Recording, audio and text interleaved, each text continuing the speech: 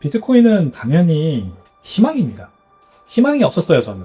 이 사업을 하게 된 건 또 희망이 없었기 때문에 그걸 찾으려고 하게 된 거고, 글쎄요, 막 풍파가 없는 삶이 어디 있겠습니까? 다 사람마다 다 스토리가 있죠. 저도 뭐 스토리가 있습니다. 저도 뭐 유학생 출신에 나름 뭐 잘 사는 집에 살았지만, 아버지가 평생 사업을 하시다가 그 사업이 꼬꾸라지고 길거리로 남게 되는 지경까지 거대한 빚까지 지게 되시고, 뭐 감옥 생활까지 하셨어요. 그래서 그 욕바라지도 하고 뭐 이러면 빚도 갚아 나가면서 막 힘든 삶을 살고 지금까지 살고 있고, 그 삶을 살면서 이제 뭔가 돌파가 필요했죠. 그러니까 이제 사업을 하게 된 거고, 그 비트코인을 찾게 된 거죠. 그래서 그 결과론적으로 비트코인이 없었다면 저는 여기까지 오지 못했을 거라고 생각을 해요. 비트코인 ETF가 그럼 필요하냐? 그러니까 이거랑 바로 연결되는 것 같은데, 비트코인 현물 ETF 과연 필요한가? 이제 저는 명함이 있다고 생각합니다. 이제 당연히 페이퍼 비트코인 문제는 당연히 비트코인에 안 좋은 영향을 미치는 거고, 다만 비트코인에 처음에 관심이 없었지만 쉽게 관심을 가지게 하는 마중물로서는 또 좋은 역할을 한다고 저는 생각하거든요. 저는 좀 정치 성향은 굉장히 뚜렷하지만 또 그렇죠. 저희 방송도 좀 살려주십시오. 예. 정치 성향은 굉장히 이 한쪽으로 치우쳐져 있지만, 네. 많은 부분에서 그러지 않으려고 다른 분야에서 그러지 않으려고 노력을 많이 해요. 그래서 비트코인도 조금 더 이 여러 가지 시각으로 한번 봐보자. 이걸 좋아하고, 결국 다 실험 단계잖아요. 모든 게 지금 다. 우리 비트코인은 마치 갈 길이 정해져 있는 것 같죠? 그렇지 않아요. 정말 다양한 것들이 생겨나고 있고, 앞으로도 생겨날 거고, 그 과정에서 뭐가 옳고 그른지를 스스로 판단할 수 있어야 되거든요.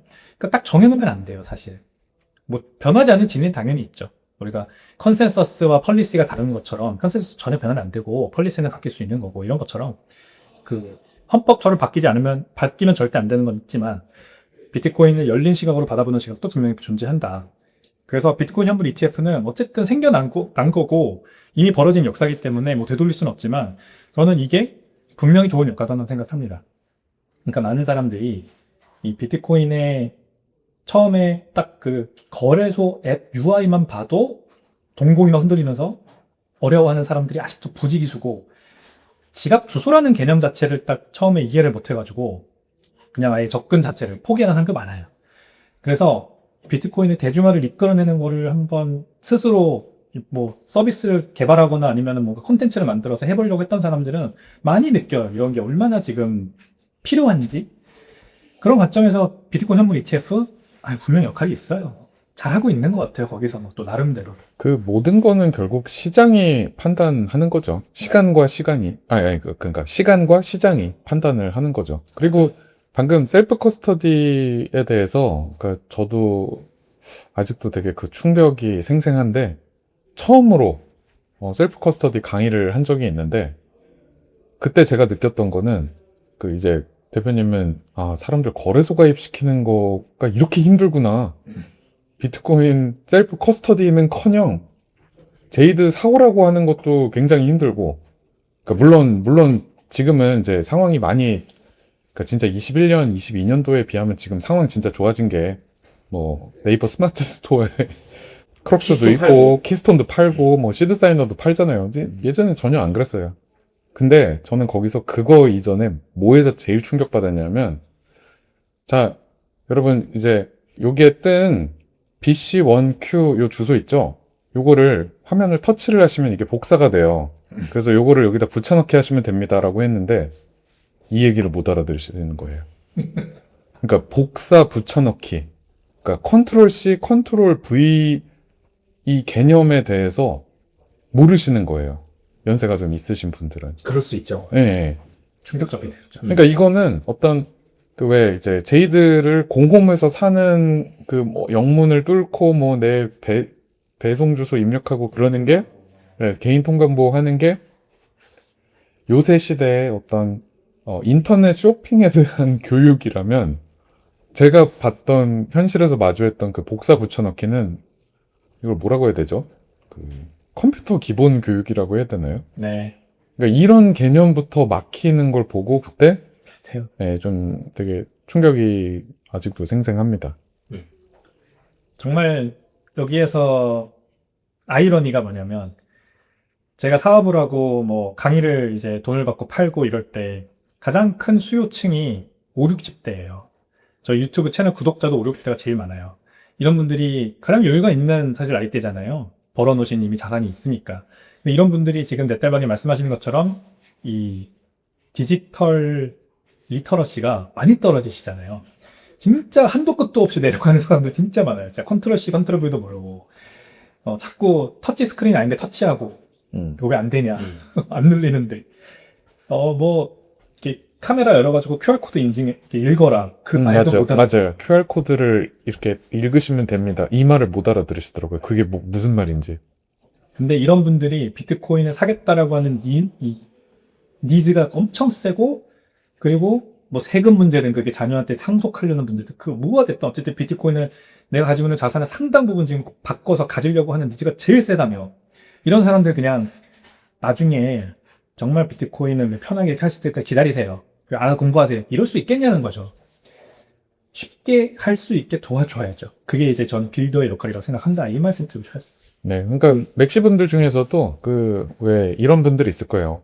이렇게 뭐 약간 자조적으로 한숨 푹 쉬시면서 아휴 뭐 어떡하냐. 우리 엄마 아빠 거 내가 하드캐리 하는 거지. 우리 가족 내가 하드캐리 하는 거지. 이렇게 그 부모님께 아무리 그 셀프 커스터디를 뭐 니모닉을 이렇게 적는 거고 뭐 QR을 어떻게 해서 디지털 서명을 하는 거고 막 아무리 설명드려도 이해를 못 하시거나 아니면 한 번 듣고 그 다음에 다시 설명드리려고 하면 모든 기억이 리셋돼 있어서 맞아요. 아유 뭐 야 난 모르겠고 그냥 네가 알아서 해줘 뭐 이런 거 다 겪으시잖아요 이런 것들. 그러니까 사실 이게 이 전부 모든 게 국가의 규제 때문이거든요.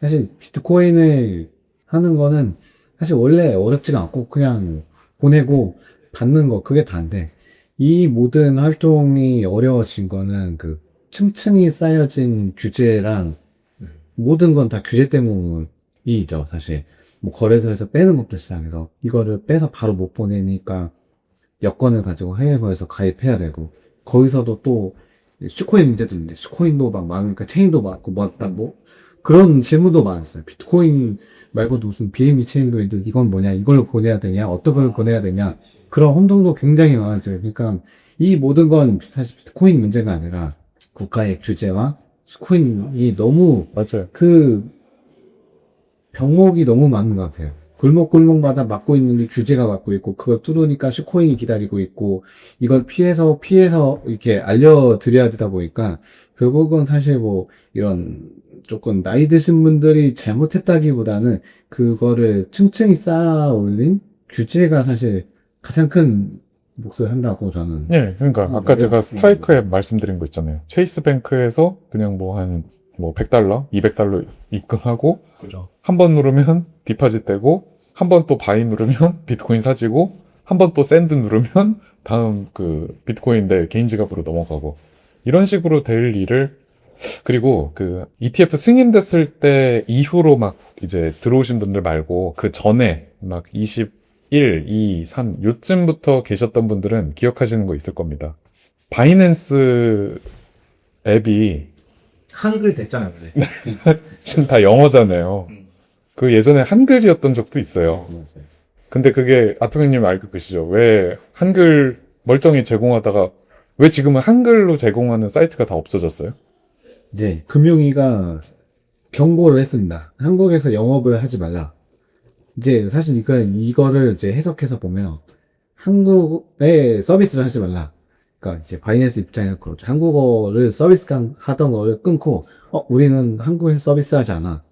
이제 대신 뭐 한국인이 쓰는 거는 어떻게 우리 막을 수 없어 라는 스탠스로 이제 가면서 한국어 서비스를 종료했거든요.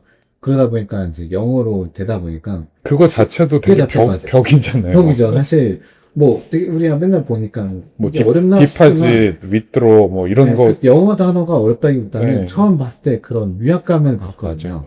사실 이 모든 게 다 출발점이 규제 때문인 거죠, 사실. 그러니까 이제 제가 봤을 때는 이런 것 같아요. 규제는 일단 저희가 선택할 수 없습니다. 대한민국에서 태어났고 대한민국 정부와 어떤 지금 현재 상황이 그 규제 환경을 뭐 앞으로도 유지해 가야 되고, 뭐 시간이 지나면 이게 규제할 게 아니라 완화하고 조금 더 어떤 친화적인 정책으로 나아가야 된다라는 변화가 사회적이든 정치적이든 문화적이든 생겨나겠죠.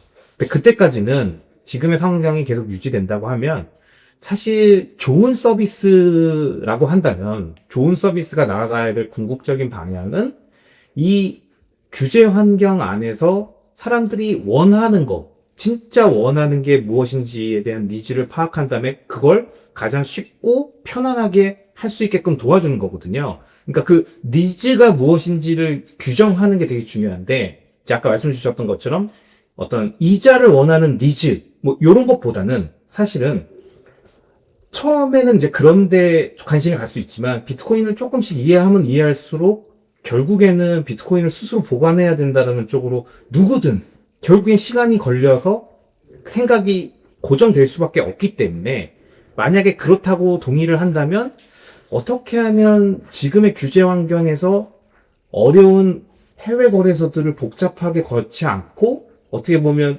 항공편을 직항처럼 뭔가 이렇게 막 진짜 무슨 아부다비 건너서 막 유럽 가고 뭐 이런 게 아니라 굉장히 편안하게 갈 수 있게끔 도와줄까. 그 여정을 쉽게 한국어로, 그리고 조금 더 문제가 생겼을 때 전화해서 AS 센터에 물어볼 수도 있고, 조금 더 편하게 어떤 유저 환경이 좋게끔 만들어져 있을까라고 한다면 그런 환경에 비용을 지불할 고객들이 존재할 수 있으니까, 특히 말씀 주셨던 것처럼 이제 연령층이 높으실수록 뭐 그 과정에서의 수수료가 일부 있다 하더라도 나는 그 과정을 좀 안전하게 가고 싶다.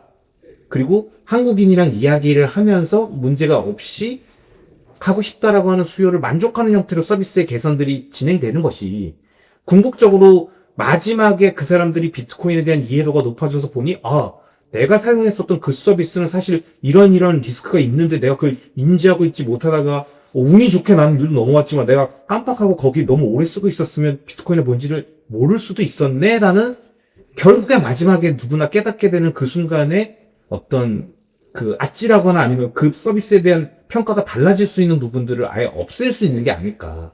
그러니까 이제 말씀 주신 그 어떤 대한민국의 이 척박하고 규제가 높은 환경 속에서 비트코인 온리 회사를 운영해야 될 때 어려움이 확 느껴지거든요.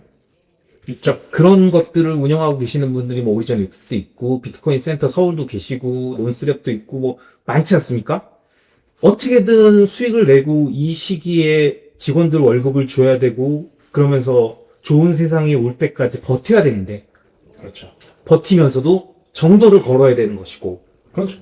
그 정도를 걷는 거 안에서 무엇이 그 중간의 타협점일까에 대한 그 점을 잘 찍어가면서 가야 되다 보니까 이제 아마 뭐 백훈준 대표님이나 아니면 스매시파이를 응원하는 사람들, 그리고 그 행보가 조금 더 잘 됐으면 하시는 분들은 지금의 서비스 방향들도 좋지만 여기서 그런 사람들이 진짜 원하고 조금 더 필요로 하고 기꺼이 돈을 지불할 수 있는 형태로 서비스의 개선 방향들이 조금 더 나아진다면 더 좋게 되지 않을까라는 생각도 분명히 응원의 메시지와 함께 주실 수 있지 않을까 싶습니다. 너무 좋은 말씀이십니다. 최근에 제가 이메일을 하나 받았는데 뉴트론페이라는 서비스가 셧다운한다는 이메일이었어요. 2022년에 제가 이제 그 뉴트론페이가 베트남 다낭에서 열었던 라이트닝 컨퍼런스에 가서 지미송을 처음 만났고, 그래서 라이트닝 네트워크 아니야 뉴트론페이의 대표인 알버트라는 분과도 친해졌고, 그렇게 해서 친분을 이어져 오고 있는데, 그런 이제 비트코인 쪽 빌더 하나가 또 이제 역사의 뒤안길로 사라지는 거 보면서 안타까웠거든요. 이제 지금 리스펙님 말씀하신 가장 중요한 메시지는 이건 것 같아요. 이 현실과 타협하지 않으면서도 살아남을 수 있는 기업을 만들고 유지하는 거. 이게 굉장히 어렵지만 해내야만 하는 일이다. 이게 저는 요즘에 그 뉴트론페이는 이제 그걸 못했죠. 그러니까 이제 망한 거고, 뉴트론페이 모르시는 분들을 위해 설명드리면 스트라이크랑 똑같은 사업을 하던 회사였어요. 스트라이크가 조금 더 잭 웰러스라는 스타 영업 CEO 때문에 더 안정기로 빨리 접어들 수 있었던 것 같고, 그리고 또 론 상품, 비트코인 담보대출 상품 내면서 그것도 이제 많은 말들이 있었지만 저는 철학에는 동의해요. 비트코인을 팔기 싫으면 담보대출 받아서 현금 쓰는 거 맞다. 그 철학에 동의하기 때문에 좋은 서비스라고 생각을 하거든요. 일부 맥시들한테는 물론 욕을 먹었죠. 여전히 욕을 먹죠. 저 사람 가짜다. 게다가 21이라는 트레저리 기업 대표까지 하면서 약간 좀 이상한 길을 가는 것처럼 보였어요. 알버트라는 그 뉴트런페이 창업자는 그 길을 가지 않았거든요. 근데 망했잖아요. 그러니까 이게 되게 아이러니한 거예요.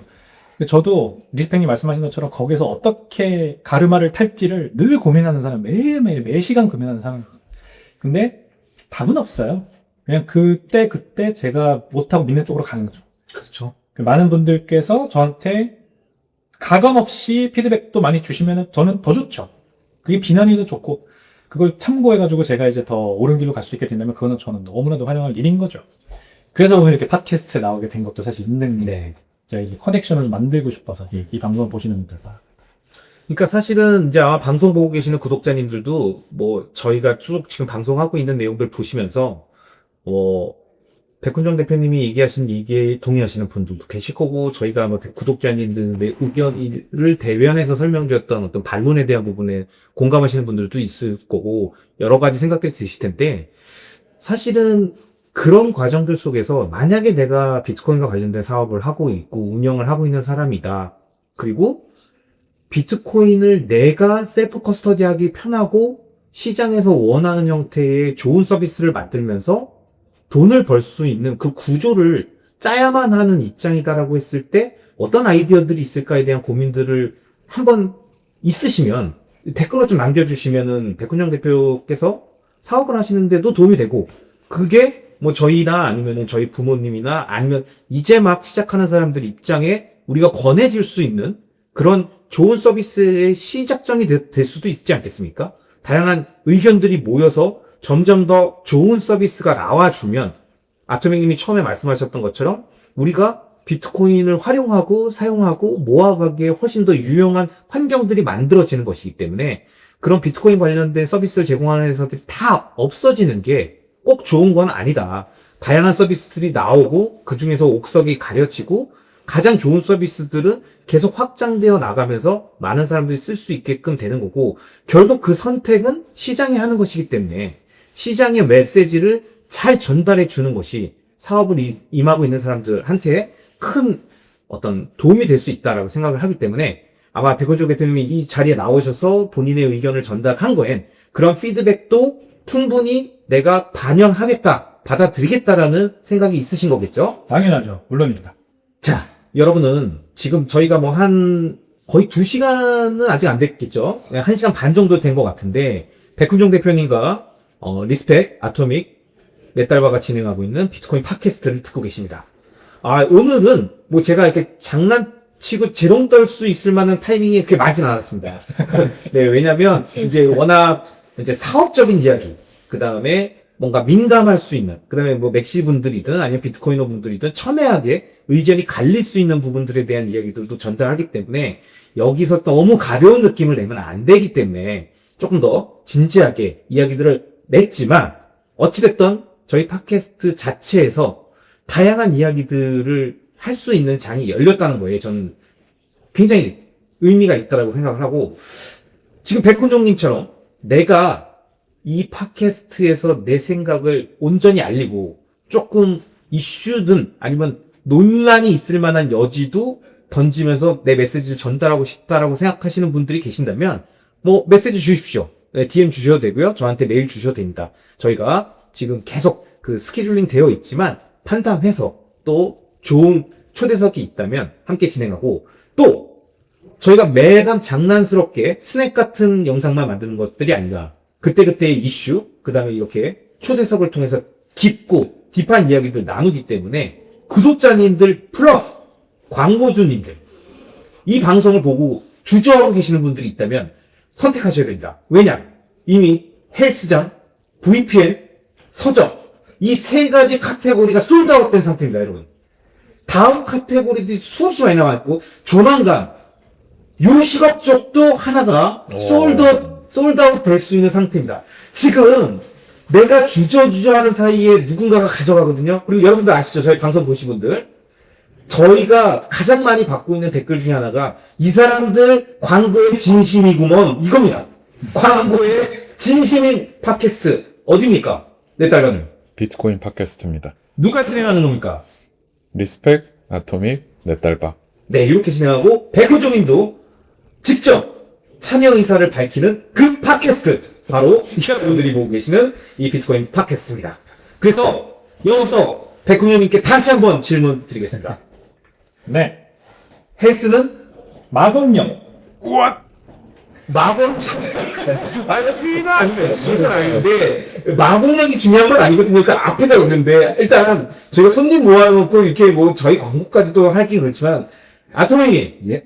좀 도와주시죠. 네. 헬스는 헬스는 진 플러스 헬스 PT 마공육점입니다. 네 여러분 진 플러스 헬스 PT 마곡역점 마곡역 6번 출구 보도 1분 거리 마곡 5호 빌딩에 있는 300평대의 넓은 운동 공간 그리고 라이트닝 결제 시 기존 가격 46만 2천 원을 33만 원에 사장님 미쳤어요. 미친 게 아니라겠죠. 가격만 미친 겁니다. 할인해주고 PT 2회 무료 제공까지. 그리고 계속 말씀드립니다. 넷달바 리스펙 아토믹 구독자 인증 시 무료 하루 체험이 가능하다고 하니까 진플러스 SBT 마공점 가셔서 구독자입니다 인증하시고 1회 체험하시면 거기서 차이슨 아니고요. 다이슨 드라이기, 개별 샤워 부스 그리고 끝나고 나면 반신욕까지 할 수 있고 마지막에 커피 타임까지 가져갈 수 있는 거 1일 체험 싹 하신 다음에 호텔식으로 이 모든 걸 누릴 수 있구나라는 걸 안 다음에 라이트닝으로 결제해서 33만 원에 할인까지 받으시면 어마어마한 혜택을 드릴 수 있다라는 거. 그리고 그것은 저희가 단독으로 지금 계속 말씀드리고 있는 이 비트코인 팟캐스트에서만 드릴 수 있는 선물이다라고 이해해 주시면 될 것 같습니다. 마곡역 6번 출구까지만 가면 되잖아요. 마곡역 6번 출구가 중요합니다. 네. 여기서부터 찾을 수 있을 것 같아요. 이제는 갈 수 있다. 네. 마곡역 6번 출구 진 플러스 헬스 PT 마곡역점입니다. 자, 그러면은 백훈종님이 언제가 될지 모르지만 제가 가시기 전에 한 번 더 질문을 드릴 겁니다. 진 플러스 헬스 PT 마곡역점을 과연 외울 것인가? 이것도 못 외우는 사람한테 내 돈을 맡길 수 없다! 라고 생각하시는 분들 있을 수도 있습니다. 이거는 외워도 되고 안 외워도 되가 아닌가. 이 대표가 비트코인 관련 서비스를 만드는 이 대표가 얼마나 스마트한가 아닌가를 판단하는 기준 진 플러스 SPT 마곡역점을 외울 수 있느냐 없느냐 지금 물론 알고 있습니다. 맥주 드신 거 알고 있습니다. 알고 있지만 500ml 2개 마셨거든요. 네 이거를 감안해 주셔야 돼요. 알겠습니다. 하지만 저는 백훈영 대표님을 믿습니다. 요 정도는 그죠? 네. 외울 수 있겠죠? 사트는 성공하시겠죠. 3트까지는 지금 안 되셨죠. 네. 4트는 제가 그래서 기대하겠습니다. 계속 말씀드리고 있습니다. 진 플러스 헬스 PT 마곡역점이라는 거. 이제 또 이렇게 좀 조용히 있다가 끝에 가서 한번 기습으로 던져보겠습니다. 사실 뭐 되게 걱정 안 하셔도 되는 게 아토믹 님도 맨날 틀려요. 어제까지 틀렸어요. 어제는 틀렸습니다. 그렇게 돼요. 근데 아저씨들을 다 뭐 기억 못하지 뭐 어떻게 다 기억해버려. 아토믹 님은 이제는 틀리면 안 됩니다. 저는 이제 안 됩니다. 그죠? 지금 알겠어요. 계속 틀리는 거는 너무한 겁니다. 네, 틀리지 않아 주시기 바라고요.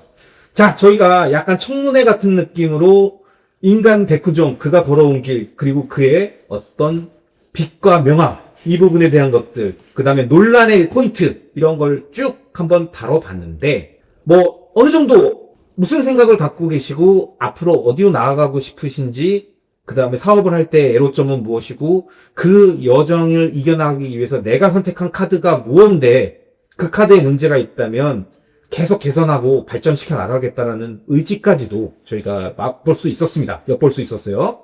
자, 그러면 이제 본격적으로 비트코인 얘기를 좀 해보려고 합니다. 물론 백훈정님 채널에서 비트코인에 대해서 수많은 이야기들을 해주고 계시기 때문에 백훈정님 구독자님들도 지금 여기 와서 아마 저희 방송들을 보고 계시면서 저희를 처음 알게 되시는 분들도 많지는 않으시겠지만 있을 수 있습니다. 어쨌든 교집합도 있지만 교집합 아닌 부분에 계신 분들도 계실 테니까요. 그래서 백훈종님 구독자님들은 잘 알고 계시겠지만 저희 방송 중에서 백훈종의 전지적 비트코인 시점이죠. 예. 이 채널을 못 보신 분들도 계실 거기 때문에 그죠. 내가 운영하고 있는 비트코인 채널은 어떤 채널이고 내가 생각하는 비트코인은 무엇이다. 이런 얘기도 한번 해주시죠. 비트코인은 당연히 희망입니다.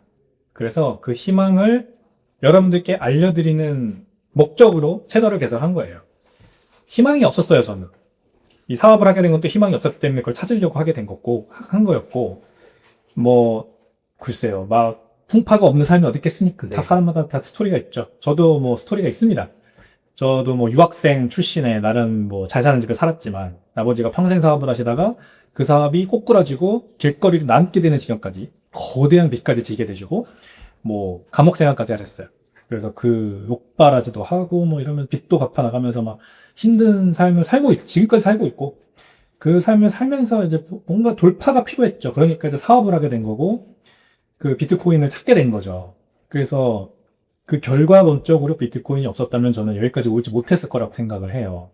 참 많은 분이 저한테 도움을 줬죠. 지금 제가 뭐 교회를 다니진 않습니다만 기독교도 최근에 비트코인을 알게 되면서 알게 되었어요. 그래서 이 하나님, 예수님을 만나게 된 것도 저한테는 큰 복이라고 생각하고 뭐 지금 아내를 만나고 이제 얼마 전에 첫 아이를 가졌는데 그런 것도 다 비트코인 덕분이라고 생각을 해요.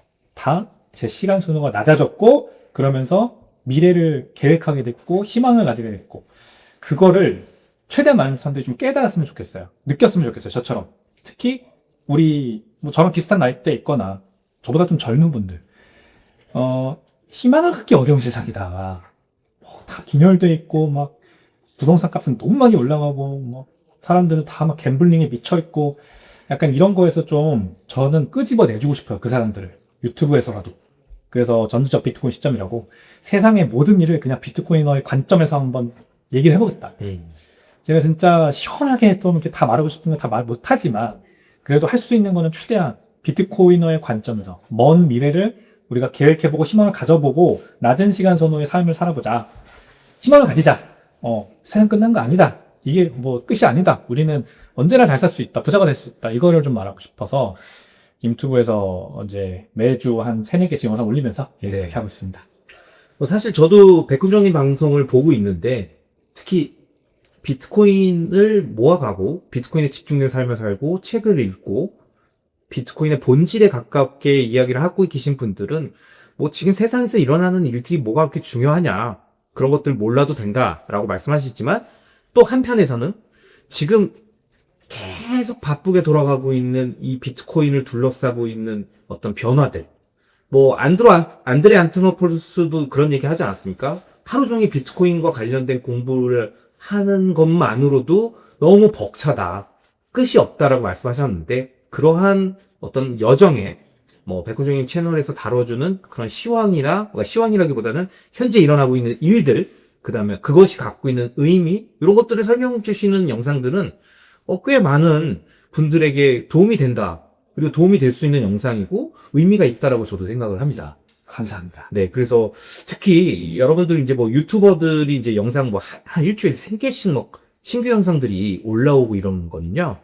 정말 부지런한 겁니다. 이거는 뭐 저나 내 딸바님이나 뭐 저희 팟캐스트도 있지만 진짜 쉽지 않습니다. 왜냐면 뭐 저도 뭐 직장인이고 뭐 다들 그렇지만 뭐 백훈영님도 지금 사업가지 않습니까? 사실은 전원 유튜버가 아닌 상태에서 유튜브 채널들을 함께 병행하면서 이렇게 계속 꾸준히 업로드를 주기적으로 한다는 건 일단 성실하지 않으면 그 다음에 건강하지 않으면 불가능한 거기 때문에 되게 대단하시다라는 말씀 좀 드리고 감사합니다. 네, 진짜 갈아놓고 있긴 합니다. 주말이 없어요, 저는. 그러니까요. 유튜브 콘텐츠 맨날 쥐어짜는 것도 보통이 아닙니다. 비트코인 카테고리 하에서 생각을 또 해야 되니까 네. 어렵다. 그 제한된 컨텐츠 안에서 뭔가 계속 새로운 의미들과 조금 더 중요한 메시지들을 뽑아내야 되니까.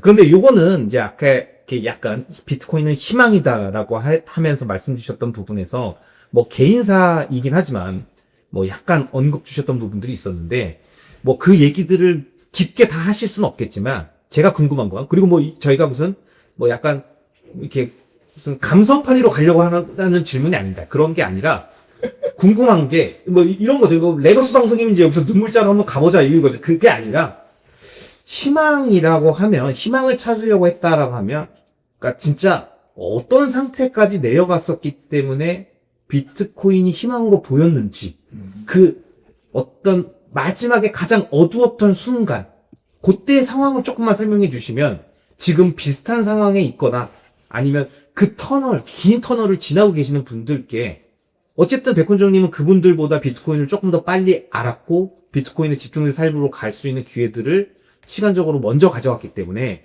지금 가져가신 분들에게 미래의 몇몇 몇 년 후의 모습이, 아, 나도 이렇게 될 수 있겠구나. 이 정도의 생각과 이 정도의 여유를 가질 수 있겠구나. 심적인 여유를 가질 수 있겠구나. 이렇게 좀 가늠해 볼 수 있을 것 같거든요. 그 말씀을 한번 좀 부탁드립니다. 저는 일단 유학생이었어요. 그러니까 미국에서 유학을 할 정도면은 집에서 서포트가 대단했다는 얘기예요. 그렇죠. 뭐 대학교 다니려면은 1년 학비만 1억이에요. 그럼 뭐 거의 저희가 소위 얘기하는 금수저라고 볼 수 있나요? 글쎄요. 금수저? 그러니까 아버지는 18K 정도. 저희가 이제 대대적 손손 돈을 잘 벌고 뭐 이런 집안은 아니고 아버지가 사업을 잘 되셔서 네. 딱 요때에 아버지가 저를 미국 유학을 보낼 수 있었던 그런 집안이었어요. 그러니까 뭐 금수저를 물고 태어났다 이것까지는 좀 조금 모자란 것 같아요. 그래도 나름 미국 유학 하면서 막 떵떵거리고 살았죠. 그 상태에서 무일푼으로 들어간 거라 생각하시면 돼요. 그러니까 유학생은 다 그런 건 아니지만 일반화할 수는 없지만 좀 세상 물정이 어두워요. 아무래도 잘 사는 집 자제들이 많고 뭐 그런 관점에서 이제 군대도 빼려고 하고 남자들 같은 경우에 그러니까 집안이 대단하다는 착각들을 하기 때문에 그리고 이제 비싼 학비를 내면서 미국에서 유학생 생활하다 보면 용돈도 많이 받고 막 미국에서 살다 보면은 막 이제 그런 말하자면 눈이 높아지죠. 그러니까 막 한국 오면은 약간 목에 힘이 들어가요. 나 유학생이야. 약간 돈도 많아 오겠지 막 이러면서 저는 약간 그랬어요. 지금 이제 결혼한 와이프가 저 처음에 연애할 때 제가 이제 졸업할 시점이었는데 그때 제가 목에 힘이 엄청 들어가 있었다. 그래서 엘리베이터에서 딱 내릴 때 제가 그 특유의 자세가 있었대요. 약간 관상의 이정재처럼 나를 모두가 다 보고 있다라는 걸 알고 내리는 느낌이다. 예, 그런 시선을 즐기는 그런 사람이다. 근데 그 모습이 이제 저희 와이프가 다행히 재수없게 봐주지 않고 귀여워 보였다. 쟤는 좀 내가 좀 고쳐줘야 되겠다는 생각을 해서 고맙게도 결혼을 해줬는데 그게 싹 다 사라졌잖아요. 이제 집안이 망하고 잘 살고 있던 집에서도 쫓겨나고 그러니까 집을 팔 수밖에 없었거든요. 그 빚쟁이들한테 쫓겨서 그거 팔고 뭐 빌라 같은 되게 허름한 집으로 이사가고 이제 저는 말하자면은 이뤄놓은 게 없는 거예요. 대학교 졸업장 딸랑 하나 말고는 할 줄 아는 것도 없고 전공은 그냥 경영학 기술도 배운 것도 없어요. 그 상황에서 유학생이라고 또 이거는 있어. 이 프라이드는 있어요. 그러니까 막 취직을 하려고 하면은 아무 데나 들어가서 막 일해야 되잖아요. 그 프라이드 때문에 대기업 안에 또 안 가려고 해. 그런 아주 말하자면 개차바 같은 인생이었어요. 그때. 근데 그게 이제 서서히 아주 빠르게 깨닫게 되는 거죠. 현실에 나와보니까 취직하려고 하고 막 다 떨어지고 아무 회사에서도 안 받아주고 아르바이트를 하려고 그래도 뭐 커피 하나 못 만들어. 뭐 경험도 없어. 식당에서 본 경험도 없어. 이러다 보니까 진짜 나는 쓸모없는 사람이구나라는 걸 알게 되는 그 순간에 가장 어둠으로 떨어졌던 것 같습니다. 우리 집 돈도 없고 난 할 줄 아는 것도 없고 쓸모없는 인생이구나라는 거. 그 딱 깨달았을 때 그때가 몇 년도죠? 그게 2017년도. 17년도 정도. 2013년, 14년도. 13년. 14. 네. 그리고 다행히 첫 직장에 취직을 한 거고요. 그렇게 첫 직장을 다니게 되면서 조금 이제 그 생활이 가능해졌죠. 가난에선 좀 벗어날 수 있었죠. 그 직장에서 그래서 이제 다니다가 그 매너리즘이 온 거죠. 한 5년 정도 다니다 보니까 그래서 17년 말에 결정을 해서 18년에 이직을 하게 된 거고 그게 코인원으로 가게 된 겁니다. 그 코인원으로 가게 됐을 때 더 상황이 안 좋아졌어요. 사업 망했다 말씀드렸잖아요. 근데 그러면서 이제 아버지가 쌓아놓은 그 빚 때문에 결국 갚지 못해가지고 뭐 재판 받고 계신 게 있었는데 그게 더 안 좋아져 상황이 결국 이제 잠깐 감옥에 가야 되는 상황까지 갔고 그때 이제 뭐 더 집안이 뭐 풍비박산이 났죠. 그러니까 저도 가만히 있을 수가 없었어요. 그러니까 직장 생활을 해서는 끝이 보이고 너무나도 뭐 이 한계가 분명하잖아요. 그래서 안 되겠다 이거는 나가서 뭐라도 해야겠다라고 하면서 이제 그냥 아무 계획도 없었어요. 그냥 코인원이라고 하는 곳에 이 공고를 보고 원티드 공고를 보고 이거는 뭔가 그래도 될 것 같아. 4차 산업혁명이 뭐 하나라고 하잖아. 블록체인 약간 이런 느낌만 가지고 이직을 했던 거예요. 진짜 아무것도 계획도 없고 아무것도 몰랐을 때. 근데 그게 여기까지 비옥이 된 거죠. 그래서 참 그 어두웠던 코인원에 갔어도 계속 어두웠고 계속 어두웠는데 거기에서 이제 안드레아스 안토노플로스의 인터넷 오브 머니를 읽게 된 거예요. 코인원 사무실에 비치됐었던 그 책을 우연히 그것도 비트코인의 빗자도 모르는데 코인원 선임이 이 책 한번 읽어보라고 자기도 안 읽어봤으면서 야, 이거 좋대. 이거 좋대. 뭐 이거 읽어봐. 읽어봤는데 거기에서 이제 비트코인과 알트코인의 차이점을 알게 된 거죠. 그게 시작이었어요. 그래서 비트코인이 희망이다라는 걸 이제 그때부터 서서히 알게 된 거죠. 지금은 마음이 어떠세요? 지금은 지금요.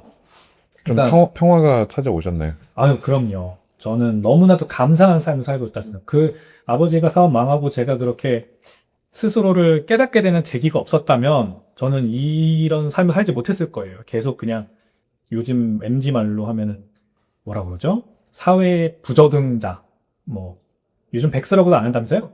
그 쉬었음? 쉬었음 청년, 약간 이런 느낌이었겠죠. 저도. 계속 나도 다음 스텝을 위해서 쉬고 있는 거예요. 약간 이러고 있지 않을까요? 아버지가 뭐 사업 잘 되시고 돈 잘 버시니까 뭐 잘게 해주시겠지. 이런 생각을 하고 살고 있지 않을까요? 그런 친구들 실제로 저 주변에 많고요. 이제 유학생 주변에 친구들 있으신 분들은 아마 좀 공감하실 것 같아요. 좀 어쩔 수 없는 상황인 것 같은데 편하게 살면 편하게 살수록 결국 어른이 되는 시기는 늦춰지고 세상을 뼈저리게 경험할수록 빠르게 어른이 되는 것 같습니다. 근데 저는 어른이 됐기 때문에 그나마 늦게라도 비트코인 덕분에 그 어른이 되고 나서 이제 미래를 계획하고 드디어 계획을 세우고 가정을 꾸리고 자녀를 가지고 미래에 내가 이제 부자가 될 수 있다는 믿음을 가질 수 있게 된 거. 그게 비트코인 덕분에 가능했기 때문에 너무나도 지금은 더 감사한 삶을 살고 있습니다. 비트코인이 희망이다. 그 얘기가 이제 결국에는 나의 어두웠던 순간, 가장 절망적인 순간, 뭐라도 해봐야 되겠다라는 생각에서 이직했던 그 직장, 거기서 처음 보게 됐던 책, 그렇죠. 그게 시작이었고 지금까지 오게 됐다. 그렇죠. 자, 그러면 희망은 얻었습니다. 앞으로 백훈정님이 생각할 때, 대표님이 생각할 때 미래 한 20년 후의 나의 모습은 뭡니까? 물론 저는 이제 그거를 많이 해요. 실제로 20년, 10년 뒤의 모습을 많이 그려봐요. 정말 피부가 살결이 느껴질 정도로 당시의 제 모습을 막 상상하면서 만져보거든요. 근데 제가 바라보는 20년 뒤의 제 모습은 비트코인을 교육을 하러 전 세계를 돌아다니고 있는 교육자 또는 대학 교수. 저는 좀 더 대학 교수를 해보고 싶은 그 욕망이 있어요. 그래서 제가 수학했던 미국으로 다시 돌아가는 것도 좋고, 뭐 어디가 됐든 좋으니까, 박사 학위를 따서, 비트코인 관련된 박사 학위가 있으면 더 좋고, 없다면은 뭐 경영학위든 뭐든 따서, 지금 뭐 몇몇 대학 교수들이 있잖아요. 비트코인 가르치고, 전공은 아니지만 뭐 이런 식으로. 저도 그렇게 되고 싶고, 그렇게 해서 조금 인생 2막을 살아보고 싶은, 20년 후면은 제가 이제 60이잖아요. 제 41세인데 제가 지금. 61세가 되는데, 그 정도 나이 되면은 저는 이제 돈을 벌거나 뭐 더 부귀영을 누리는 이런 거는 좀 내려가 된다고 생각해요. 할 수 있는 거는 더 비트코인을 많은 사람에게 알리는 역할을 하는 거 그때부터는 하고 싶습니다. 그래서 그냥 뭐 여러 가지 역할이 있겠지만 저는 교육자로서 가방끈이 좀 길었으면 하는 저는 그 니즈가 있어가지고 학위 따서 교수로 한번 살아보고 싶다. 그럼 굳이 이제 롤 모델로 따지자면 네. 사이패딘? 사이페디나모스나 뭐 닉- 안드레아스 안토노플로스나 아니면 그 리날드? 아니, 닉 바티아. 닉 바티아. 그 레이어드 그렇죠. 머니. 네. 그러니까 뭐 마치 이제 지금의 행보로 봤을 때는 뭐 잭 말러스나 아니면은 마이클 세일러처럼 되고 싶어서 뭔가 이렇게 이 산업의 어떤 아까 표현하신 빌더로서 내가 이렇게 이름을 날리겠다. 20년 후에 그거보다는 그 과정을 지나 교육자로 아니면은 어떤 학계 쪽으로 가고 싶은 게 나의 꿈이다. 꿈이요, 꿈. 많은 분들이 사업에 성공하면은 투자자로 전향하면서 전업 투자자로 전향하셔서 뭐 스타트업 투자고 막 이러시잖아요. 저는 솔직히 지금 사업을 하고 있지만 제가 사업자로서 자질이 있는지 잘 모르겠어요. 그래서 이거를 평생의 직업으로 갈 수 있는지 저는 좀 개인적으로 회의감이 있고 투자자로서 저도 봐도 저는 그렇게 좋은 사람은 아니라고 생각해요. 비트코인을 모아나가는 건 잘할 수 있지만 막 투자를 막 계산을 찾고 막 스타트업을 기르고 이런 건 잘 못할 것 같아요. 제가 오로지 관심 있고 잘할 수 있는 거는 비트코인을 교육하는 거라고 생각을 합니다. 그래서 늙은 뒤에 하는 일이 너무 정해져 있어서 좀 재미없지만 그 일을 할 것 같습니다. 자, 그러면 그때쯤 비트코인의 위상, 그리고 비트코인을 바라보고 있는 대중의 어떤 상황. 네. 그러니까 뭔가 내가 그런 꿈을 꾸고 있다면 그 꿈을 만들어졌다라고 생각한 그 20년 후의 미래를 상상했을 때, 비트코인은 이런 상태일 거야가 있으실 거 아니에요? 그죠? 백훈종님이 바라보는 20년 후, 그러니까 2046년이겠죠? 마이클 세일러가 2046년에, 비트코인의 가격이 개당, 2100만 달러였나요? 이렇게 얘기를 하기도 했는데, 그러네요. 예. 그 시점에 본인이 교수나 아니면 전 세계를 돌아다니고 있는 교육자가 되어 있는 그 시점에 비트코인은 어떤 상태라고 생각하십니까? 지금보단 당연히 대중 인식이 확 나아져 있겠지만 여전히 세계의 많은 개발도상국 같은 곳들에서는 비트코인의 가치를 아직 잘 모르는 사람들이 많을 거라고 생각해요. 여전히 불모지가 있을 것이다. 이제 미국이나 우리나라나 좀 선진국에서는 이제 상당히 유명한 많은 사람들이 가지고 있는 기업을 통해서 간접 보유를 하던 직접 보유를 하던 가지고 있는 상황이 돼 있을 텐데 여전히 언뱅크드 된 사람들은 많을 거예요. 아까 말씀드린 것처럼 계층화폐라는 게 존재하고 법정화폐가 이루어놓은 이 카르텔이 너무나도 공고하기 때문에 20년 뒤에도 이것들이 사라지지 않을 거다. 그래서 지금 아토미님이 아까 말씀하신 것처럼 비트코인 하나 살려고 해도 규제로 촘촘 막아놔가지고 안 되게 만들어놓는 그 관습 습성이 있잖아요. 이게 선진국들에서는 뭐 미국도 그렇고 그나마 좀 해결될 수 있어요. 많은 사람들이 인식을 하니까 이제 자각을 하고 성숙한 사람들이 많으니까. 근데 개라우성국으로 가면 갈수록 물론 기술로서 비트코인의 어답션은 자생적으로 늘어날 수 있지만 와이드하게 어답션 되려면 이제 사람들의 대중의 인식이 너무 이제 금융적인 교육도 안 돼 있고 너무 그런 거에 관심이 없는 하루 벌어 하루 먹고 사는 사람들이 대부분이기 때문에 거기에서는 아직도 불모지가 많을 거라고 생각을 합니다. 남미, 아프리카, 뭐 아시아, 동남아 이런 것들에서 이런 것들을 제가 할 수 있는 역할이 분명히 있을 것 같아요. 저는. 그런데 찾아 들어가서 교육을 하는 게 목표이죠. 그리고 또 하나 질문이 있습니다. 저희가 지난 팟캐스트 때 이제 네달바님이 번역했던 블록 사이즈 전쟁 요 얘기도 꺼내면서 그 블록 사이즈 전쟁의 맨 마지막 아토믹님이 공황장애 왔던 그때를 떠올리면서 울었다. 오해를 했습니다. 이분은 블록 사이즈 전쟁의 그 맨 마지막 장을 보면서 우셨대요. 네, 이해가 되십니까? 잘 안 돼. 그렇죠. 일단 근데 그때 공황장애까지 오셨던 분이기 때문에 눈물이 그럴 수 있구나라고 했는데 어쨌든 그때 그 장면이 이제 그 스몰 블로커와 빅 블로커 간의 내부는 끝났지만 이제 금융권이라고 하는 더 큰 어떤 적들이 더 격렬한 공격들을 해오면서 다음 막이 열리는 그런 식의 어떤 메시지들이 깔려있는 그 장이었잖아요. 그 내용을 이제 보고 우셨다라고 했는데, 이제 백건영님은 어쨌든 저희가 봤을 땐 저희보다 이제 사업가로서 아까 말씀 주셨던 그런 피앗 기반의 어떤 서비스들이나 아니면 생태, 뭐 이런 부분들에 대한 이해도가 더 높으실 수 있으니, 블록 사이즈 전쟁의 그 맨 마지막 장에 표현했던 뭔가 이 또 다른 형태의 비트코인을 향한 공격, 이런 것들이 존재할 수 있다. 그리고 존재한다면 어떤 형태로 올 수 있다라고 하는지 뭐 생각하시는 게 있습니까? 일단 퀀텀 컴퓨터 공격 여전히 사라지지 않을고 앞으로도 계속 거세지지 않을까 생각하고요. 네. 양자 컴퓨터에 대한 제 지론은 명확합니다만 저는 양자 컴퓨터 안 나올 것 같다 생각하는 사람이에요. 근데 여전히 양자 컴퓨터에 투자하고 있는 많은 사람들이 거의 준 전문가가 되어서 이게 나올 거라고 얘기를 하니까 양자 컴퓨터가 비트코인 해킹할 수 있고 그래서 비트코인 사토시가 가지고 있던 100만 개 해킹될 거고 그게 다 마켓에 덤핑되어 나오면 비트코인 가격 떨어질 거고 그러다가 이제 완전히 골로 갔다. 이런 퍼드는 여전히 존재할 거 계속해서 강화될 것 같다. 그리고 채굴 이제 비트코인 채굴이 끝나는 시점이 가까우면 올수록 채굴자들의 인센티브가 떨어져서 채굴자들이 채굴을 안 하고 그러다가 비트코인이 이제 블록이 생성이 안 되고 그러다가 이제 완전히 골로 갈 수 있다. 뭐 이런 것도 계속해서 뭐 나올 이슈고요. 이제 네이션 스테이트의 비트코인에 대한 본격적인 공격 이런 것도 있을 수 있죠.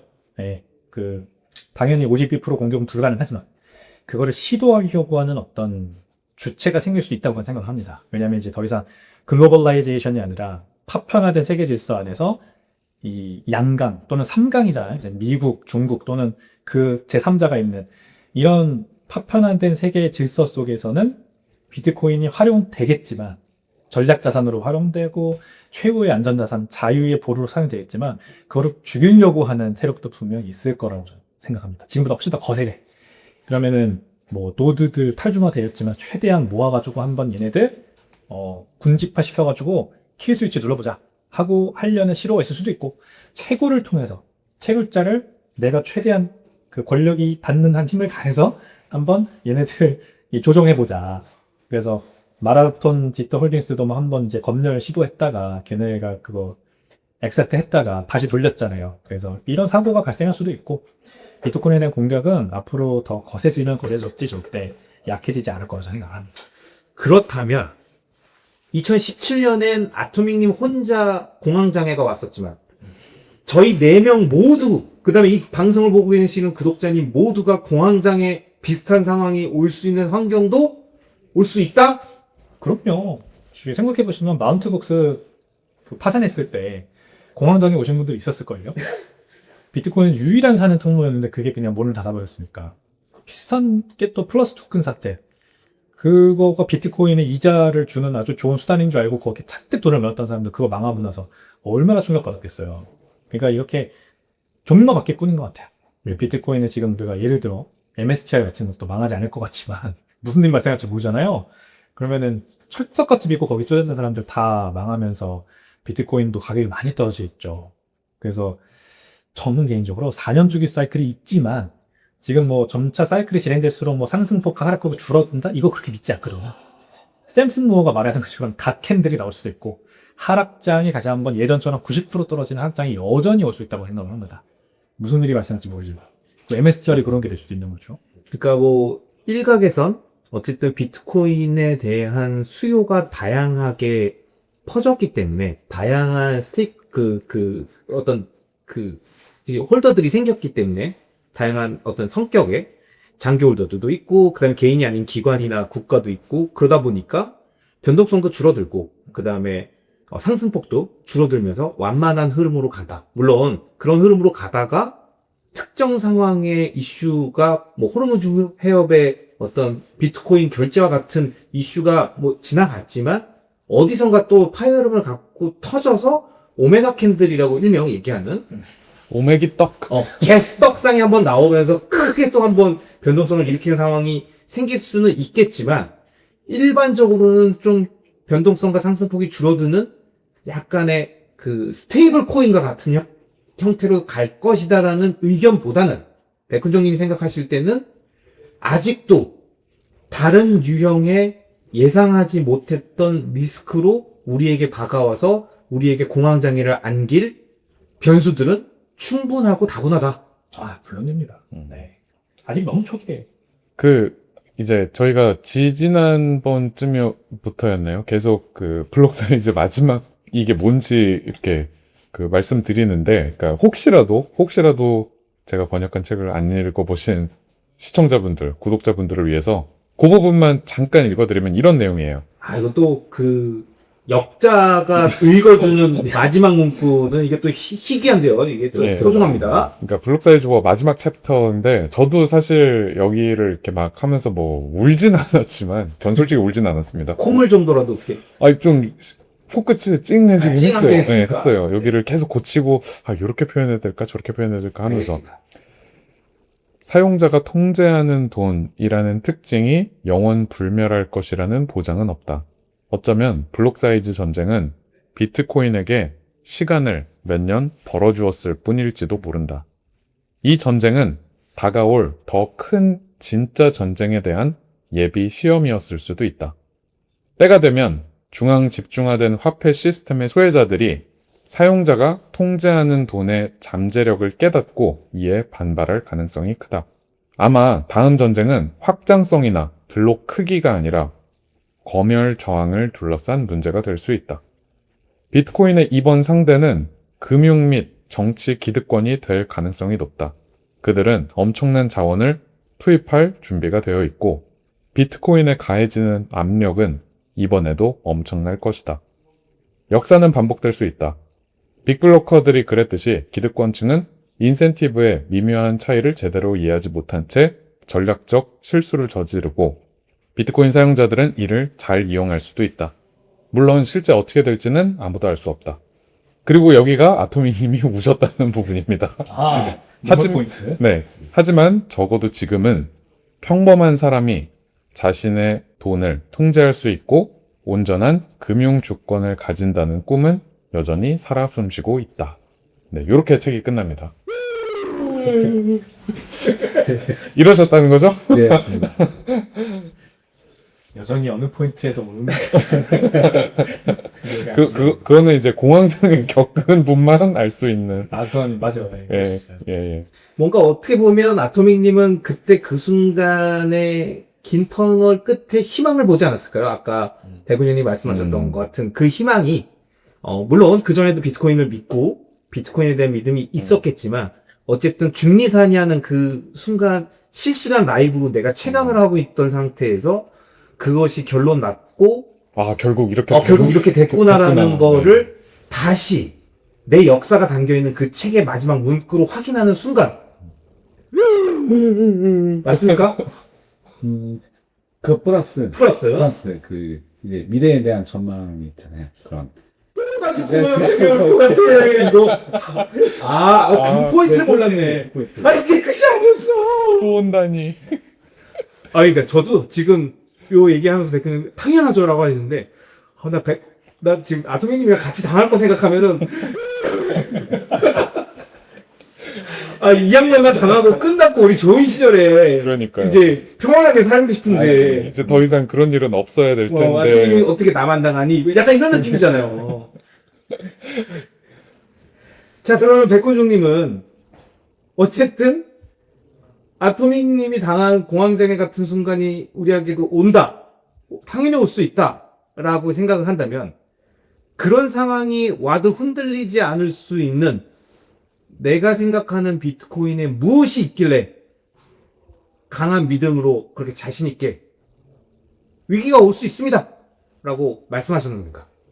굉장히 좀 스피리추얼 면을 저는 많이 봐요. 글쎄요. 마이클 세일러가 좀 수학자, 공학자라면 잭 돌시가 좀 이제 영적인 부분을 건드리는 사람이잖아요. 비트코인에. 저도 이 비트코인의 영적인 면을 탐구하고 보는 걸 좋아해요. 근데 이 마이클 세일러 말고 약간 맥스 카이즐 같은 사람이 비트코인을 보면 볼수록 오르가즘이 느껴진다 이런 말을 하거든요. 그게 무슨 말인지 처음엔 이해가 안 됐어요. 근데 너무나도 순결하고 순수하기 때문에 퓨어하기 때문에 그걸 보면 볼수록 오르가즘이 느껴진다 말을 하는 거예요. 이게 이제 방송용도 적절한지 모르겠는데 그건 것 같아요. 진짜 이 기독교도 보면은 순교자가 있어요. 기독교가 많이 퍼져나갔어요. 역사적으로 봤을 때. 이번에 찰리 커크 암살도 전 세계적으로 기독교가 다시 부흥하는 계기가 됐거든요. 실제로. 제가 그 상증인이에요. 저는 전혀 기독교 관심이 없었었는데 찰리 커크가 죽고 나서 암살당하고 나서 그 에리카 커크 미망인이 I forgive him.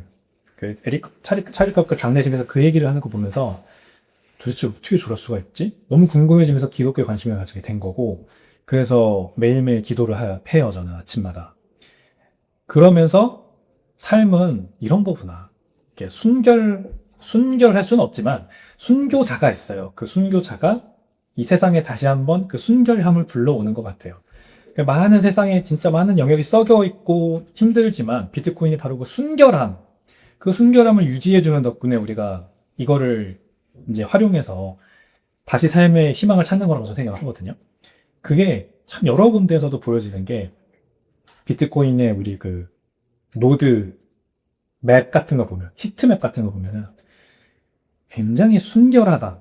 그러니까 마이실리움이랑 비교하잖아요. 우리 버섯. 마이실리움이라고 하는 땅에 뿌리를 내리고 다른 뿌리를 내린 마이실리움과 같이 뿌리를 연결해서 그 네트워크를 형성하고 있는 그 조직도 굉장히 순결한 이 지구의 모든 것들이 다 비슷한 조직을 가지고 있어요. 나뭇잎도 비슷한 형태로 줄기를 뻗어나가, 나뭇잎에도 줄기. 인맥. 네, 인맥. 그리고 번개가 치면 번개가 이렇게 뿌리를, 하나의 줄기를 가지고 뻗어나가는 형태라든지, 사람의 혈관 같은 것도 이렇게 엑스레이를 보면은 심장에서 또 뻗어나가고 있는 그 모든 이 조직이 굉장히 비슷하게 닮아있거든요. 그 사실 모든 것들이 다 그런 비슷한 구조를 가지고 있는데 희한하게 비트코인이 노드가 만들어진 히트맵을 보면은 라이트닝 네트워크 히트맵도 그렇더라고요. 비슷하게 보인다. 이걸 보면 오르가즘이 느껴지는 거죠. 전율이 느껴지면 더 정확히 말하면. 그래서 비트코인은 그래서 더 제가 이제 희망이라고 좀 부르게 되는 것 같아요. 공학자인 마이클 세일러는 이제 이렇게 표현한 적이 있었던 것 같아요. 예전에 그 마이클 세일러 시리즈에서 결국에는 가치 저장인데 인류가 죽도록 그렇게 자연과 투쟁해 왔던 거는 결국 미래는 불확실하기 때문에 내가 오늘 수확한 뭐를 어디다 잘 저장해 놔야 되고 냉장고를 개발해서 거기다 넣어야 되고 냉동고에 넣어야 되고 그래서 결국 우리가 뭐 궁극의 저장 기술인 통조림 같은 거 만들어 놓지 않았냐. 그 얼마나 퓨어하냐. 거기다 한번 그 푸드 에너지를 넣어 놓으면 정말 퓨어하게 보존이 된다. 막 이런 얘기를 하잖아요. 그러니까 퓨어하다는 게 그 어떤 자연 그대로인 거에서 오는 측면도 있을까요? 그러니까 인간의 어떤 그런 게 없이 그냥 그렇죠. 정말 그대로 유지되는. 맞아요. 자연 그대로이기 때문에 순수한 거고, 그 순수함이 너무나도 잘 보이기 때문에 이게 망하지 않고 절대 없어지지 않을 무언가라는 걸 알게 되는 거죠. 지구가 없어질 거라고 생각하는 사람은 없잖아요. 글쎄요, 이거 환경론으로 또 들어가나, 그러면? 저는 환경론을 믿지 않아요. 지구가 망할 거라고. 많은 비트맥시 분들이 네. 이미 환경론 그건 그쪽은 많이 뭐- 극복하셨죠. 네, 예. 그죠, 그죠. 그 거짓말이라는 거 다 알잖아요. 예. 그런 거죠. 마더 네이처는 영원할 거예요. 그리고 그 안에서 뭐 다양한 부침이 있겠지만 결국 자연은 이겨낼 거다. 계속 살아남을 거다. 그것처럼 비트코인도 계속 살아남을 거라는 거에 이 구조를 보면은 너무나도 보이는 거죠. 순수한 그 구조를 보면. 그래서 이제 더 좋은 거죠, 비트코인이. 그러니까 이제 뭐 쭉 다양한 예시의 설명을 해주셨지만 결론적으로는 뭐 그 어떤 시련이 다가올지 알 수 없지만 그 역사는 반복되고 그게 어떻게 보면 순리라면 그 순리 안에서도 가장 퓨어하고 그 자연적인 순수한 그 결정체 자체인 비트코인은 결국 살아남고 끝까지 생존할 것이다. 존재할 것이기 때문에 거기에 대한 믿음이 사라지지 않고 내 뭐 가슴속에 있는 한 뭐 나는 덤덤히 그러한 뭐 수많은 위기의 어떤 구간을 그냥 인내하고 넘길 수 있다. 공황장애 없이. 공황장애 없이 맞습니까? 원장애 없이. 운동하시면 돼요. 운동 많이 하고. 그럼 아토미님은 그때 운동 안 했어요? 안 했습니다. 아하. 자, 여러분, 만약에 언제가 될지, 어떤 형태가 될지는 모르지만, 위기의 순간이 왔을 때, 아토믹님과 백훈종 대표님을 집중해 주시기 바랍니다. 두 사람이 과연 진짜 덤덤한지, 백훈종 대표님 덤덤한지 아니면 얼굴이 잿빛인지, 왜냐하면 이게 또 유튜버들, 얼굴 까고 하는 유튜버들은 얼굴색 변하면 구독자들이 바로 알거든요. 그럼요. 눈빛 마탱이 간 거 보소 막 이런 거 써지거든요. 눈빛 꺼먹구만 이런 거 나오거든요. 바로바로 그 얼굴 지적 들어갑니다. 그렇기 때문에 여러분들은 이제 얼굴이 오픈되어 있는 백훈영 대표님의 어떤 얼굴이 잿빛으로 변하는지 아니면 아주 평온한 상태를 유지하는지 그 위기의 순간에 또 보실 수 있을 겁니다. 저는 살을 태우는 걸 좋아해서 얼굴 까매진 거랑 이제 잿빛이 된 거는 좀 구분하죠 버전을 선택했어요. 아, 태닝. 태닝. 네. 햇빛 아래에서 뛰는 걸 좋아하거든요. 네. 그래서 좀 탈 수 있습니다. 네. 까맣다고 오해하지 말라는 거. 맞습니다. 알겠습니다. 이거 왠지 밑밥을 미리 깔아놓으면. 누가 이게 얼굴 잿빛 벗어 놓으면 태닝했습니다. 이렇게 쓰려고 지금 맞습니다. 네, 깔아놓으신 것 같아요. 자, 그러면 저희가 지금 거의 한 2시간 정도, 예, 어떻게 얘기를 길게 했습니다. 대표님, 어떠셨어요? 저희 팟캐스트 이렇게 한번 2시간 정도 이야기를 함께 하셨는데, 소감을 한번 말씀 주시죠. 아직 얘기를 다 못한 것 같은데 어떻게 좀 더 가요? 끝나가는 것 같아서 좀 아쉽고 네. 지금 벌써 기억을 해야 되는데 약간 좀 떨고 있다? 분명 물어볼 것 같은데 이제 사실, 구독자분들도 좋은 의미든 나쁜 의미든 아쉬워하시지 않을까요? 그러니까 뭔가 더 후속 질문들도 왠지 지금 댓글 막 이렇게 올라올 것 같고. 그러게요. 그렇거든요. 그것도 해명하러 한 번 더 오죠 뭐 그럼. 일단 그러면, 인간 백훈종, 비트넥시, 호소인 백훈종. 일단 지금까지는 호소인이라고 하겠습니다. 왜냐면 이 팟캐스트 보시는 분들께 아직 검증이 안 됐어요. 검증이 안 됐기 때문에. 왜냐면 그리고 그거를 검증해달라. 그리고 나를 인정해달라고 와주신 거기 때문에 그 호소를 하고 있던 메시지에 어떤 응답이 왔는지 그걸 보고 왜 요즘에 유튜브 보면 악플을 읽는 어떤 그런 컨텐츠도 있지 않습니까? 네. 어떤 악플이더라도 한번 함께 읽으면서 거기에 대해서 한 번 더 방송을 하실 의향이 있으십니까? 네, 너무 재밌을 것 같아요. 알겠습니다. 너무 재밌을 것 같은데요. 네. 이게 사실 저희도 뭐 유튜버다 보니까 악플 많이 받지만 진짜 센 악플은 아프거든요. 되게 이렇게 지우게 되거던가 삭제하거나 뭐 이러고 싶고 긁혀서. 살짝 덜 긁힌 것들은 그냥 뭐 이렇게 환하게 응대하는데 어떤 식으로든 일단 백훈영 대표님이 쿨하게 다음 방송에서 이 방송에 달렸던 아마 1부, 2부로 나눠서 나갈 것 같습니다. 1부, 2부에 나왔던 어떠한 메시지들이라도 밑도 끝도 없는 거 말고 어떤 인신공격 이런 거 말고 진짜 의미가 담겨있는 메시지들이라면 뭐 물론 저희가 선별을 하겠습니다. 선별을 해서 그 이야기들을 갖고 조금 더 심도 깊게 다음 이야기를 한 번 더 나누는 컨텐츠를 언제가 됐든 기회를 다시 한번 잡아서 진행을 하는 걸로 약속해 주시는 거죠? 예, 좋습니다. 약속하겠습니다. 알겠습니다. 저희가 뭐 이 팟캐스트 초대석 뭐 1화는 망고님 한 번 했었고 그 다음에 뭐 지금도 이제 쭉 계속 오실 초대석이 있고 뭐 유튜버 분들 모시고 초대석도 했고 좀 가벼운 초대석들이었다면 이번에는 조금 묵직한 주제로 그 다음에 또 묵직한 분을 모셔서 여러 가지 이야기들을 나눴습니다. 백훈영 대표님에 대해서 궁금했던 사항들, 그 다음에 비판하고 싶은 포인트에 대한 부분부터 인간 백훈종이 살아왔던 길, 그 다음에 그가 생각하는 비트코인, 그리고 그가 어디서 비트코인의 희망을 받는지, 그리고 미래의 비트코인이 어떻게 되고 나는 어떤 삶을 살고 있을 거다에 대한 생각까지 다 많이 공유해 주셔서 정말 감사하고 이 방송 보시고 나서 많은 분들께서 또 백훈영 대표님께 응원 주시고 싶은 분들이 있다면 뭐 응원의 메시지도 좋지만 백훈종의 전지적 비트코인 시점 요 채널 가셔서 혹시 구독 안 하셨다면 구독, 좋아요, 알람 설정까지 바라지 않습니다. 구독과 영상 하나 보고 좋아요까지는 한 번 정도 눌러줄 수 있다. 왜냐면 이제 저희 게스트로 와주신 분에 대한 예의가 아닐까 구독자님들께 한번 권해보고 한번 들어보시면 이 양반 뭐 이게 괜찮네 하실 겁니다. 그러면은 이제 계속 들어봐 주시고 단 저희 팟캐스트가 먼저라니 우리 거 건너뛰고 백훈영 대표님 거 보면 안 돼. 아토미님 싫어해. 상도가 아니죠. 상도가 아닙니다. 우리 거 보다가 지금 이거 끄고 백훈종이 뭐지 하고 가서 그래 안 돼. 이건 끝까지 보셔야 됩니다. 그렇죠? 그것도 바라지 않아요. 여기 그쵸? 먼저 있다. 저희 거 다 보시고 네, 알겠습니다. 자, 이제 마지막이에요. 진짜 마지막입니다. 마지막 검증의 시간. 백훈종 대표님, 네. 헬스는 짐브로스. 땡. 마공역 6번 출구 1분 봇 도보 1분. 괜찮았습니다. 자, 저를 그대로 따라해 보세요. 네. 자, 헬스는 해주세요. 헬스는 짐 플러스, 플러스구나. 브로스가 아닌. 네. 7 플러스 헬스 PT, 헬스 PT. 마곡역전. 그 헬스 PT가 기억이 안 나요. 저기 사장님 지금 듣고 계시겠죠? 이름 좀 바꾸세요, 이거. 네이밍을 조금 더 입에 착착 감기게 한번 고민해 보셨으면 좋을 것 같아요. 만약에 딘자리님이 백훈종의 전지적 비트코인 시점에 광고를 한다면 입에 착착 붙으실걸요? 이 이름 안 바꿔도? 그럴 것 같아요. 그쵸?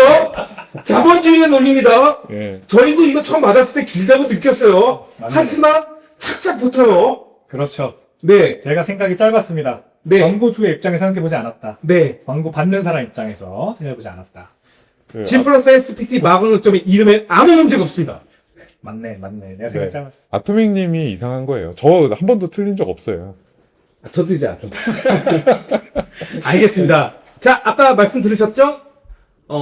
위기의 순간이 왔을 때 공황장애가 오고 안 오고는 운동을 하고 안 하고의 차이다. 운동은 G 플러스 SPT 마광역점이라는 거 말씀드리면서 마지막 멘트는 내 딸바님께 맡기겠습니다. 네. 그러면 오늘 이렇게 또 긴 팟캐스트 함께 해주신 백 대표님 감사드리고 또 여기까지 시청해주신 모든 구독자분들께 감사의 말씀드립니다.